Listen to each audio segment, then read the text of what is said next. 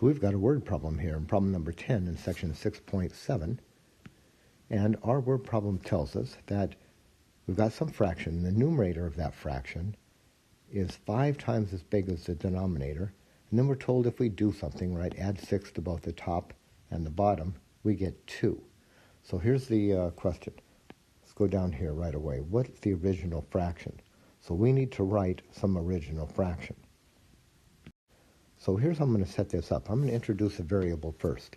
And what I notice is that the numerator is given in terms of the denominator. So what I'm going to do here is I'm going to let x equal the denominator. I'll explain why I know to do that in just a second. So x is the denominator. And now we're told here that once I have the denominator, the numerator is 5 times that big. So I have the denominator, right? I just let that be x. So the numerator is 5 times that big. So the numerator must be 5 times as big. So that's going to be the numerator. Now this idea occurs very often in word problems where you're given two numbers and one of them is given in terms of the other. So in this case, the numerator is given in terms of the denominator. And very often, not always, but very often, I'm going to let x equal the one that comes second. So the numerator is 5 times the denominator. So if I know the denominator, the second one, down here, let x equal the one that comes second, then the numerator I can get by using this information. So I'm going to let x equal the second term, and the first term, that'll be the 5x. So now let's write an original fraction. So fraction, you know, what we're going to have to write is something over something. So we're going to have the numerator, I'll do it up here, 5x over the denominator, x. That's our original fraction. And now I know this, that if I add 6 to both the top and the bottom, I'm going to get 2. So let's do that. I'm going to add 6 to the top, 5x plus 6. I'll add it to the bottom. I'm going to get 2 out of that. So there's our equation. Now, we know how to solve these equations that involve rational expressions, right? We get the LCD, and the LCD here is x plus 6, and we have to look for excluded values. So I'm going to say x cannot be negative 6, right? Because if x is negative 6, up here we'll get division by 0, and we don't do that. And now we know what to do here. You know what? I'm going to circle this so I can find it if I need it. And we know what to do.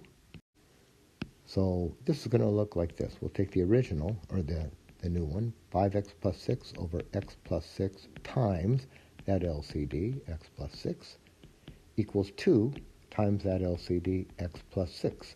So we've done what we're supposed to do. Got the LCD. I wrote it here and here alongside each original. Now, I can see that this x plus 6 is going to cancel with that one. After all, that's what we were trying to do, right? Get rid of those fractions. So let's indicate that. Cancel, cancel. And now we're left with 5x plus 6 times 1, which is just 5x plus 6. So on the left side, we'll get 5x plus 6 equals, now on the right side, nothing cancels, but we can go ahead and distribute, right? Let's distribute 2x plus 12. So we'll get 2x plus 12. And we can solve this linear equation, right? We have 5x's on the left side, 2 of them on the right side. Let's get them all on the left. I have more on the left than I do on the right. So I'm going to get all these x's on the left side. So my plan is to subtract 2x. So let's do that. We'll get 5x. Right? I'm going to get 5x's minus 2x's. That'll give us 3x's plus 6 is now equal to 12. Let's subtract 6. So let's do that. Subtract 6. We'll get 3x equals 6. Divide by this 3, and we'll get x equals 2. Now, let's just run a quick check here. X is 2, we think. Run it all the way back here to our excluded values. We excluded only negative 6. We got 2. So I think we're okay here. So x is 2. Now, if we take this 2 and put it all the way back up here into our original fraction, what we're going to get is, 5 times 2 over 2, we're going to get 10 over 2.